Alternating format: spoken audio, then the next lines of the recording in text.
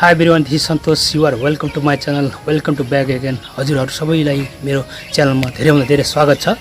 र म तपाईँलाई चाहिँ मेरो बन्साई बनाउने प्रक्रिया भनौँ, बन्साई बनाउने मेथड चाहिँ यसरी पनि बनाउन सकिन्छ भन्ने तपाईँलाई चाहिँ म एउटा भिडियो चाहिँ तपाईँहरू समक्ष म पस्काने जमरा गरिरहेको छु।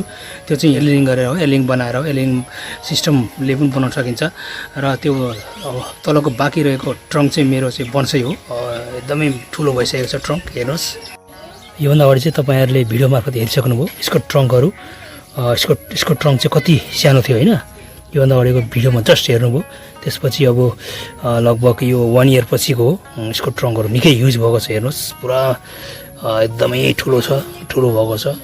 हेर्नुहोस् यसको ट्रङ्क कति विकास चाहिँ निकै भएको छ यसको। हेर्नुहोस् साइड चाहिँ भन्नु छ भने झन् पुरै चाहिँ मेसिभ छ, पुरा हेर्नुहोस् विशाल छ, भइसकेको छ। र यसलाई चाहिँ म अब यहाँदेखि म काट्न गइरहेको छु। यसको यहाँ काट्नेको अर्थ चाहिँ मतलब एयरलेयरिङ, यहाँदेखि यहाँ र यहाँ 2टा अनि 3वटा गर्दैछु एयरलेयरिङ। यो काटेर व्यर्थ फ्याँक्नु मायाले गर्दाखेरि यसलाई फेरि हामीले अगाडि नै भनौँ न प्रि बन्साई बनाउन सकिन्छ। त्यसले गर्दाखेरि यसले एयरलेयरिङ गर्दैछु म। ओके, मेरो चाहिँ लेफ्ट एन्ड राइटको फ्रिज भयो। अब यो बाँकी चाहिँ एयरलेयरिङ गर्न। ओके, बिचको। Thanks for watching this video.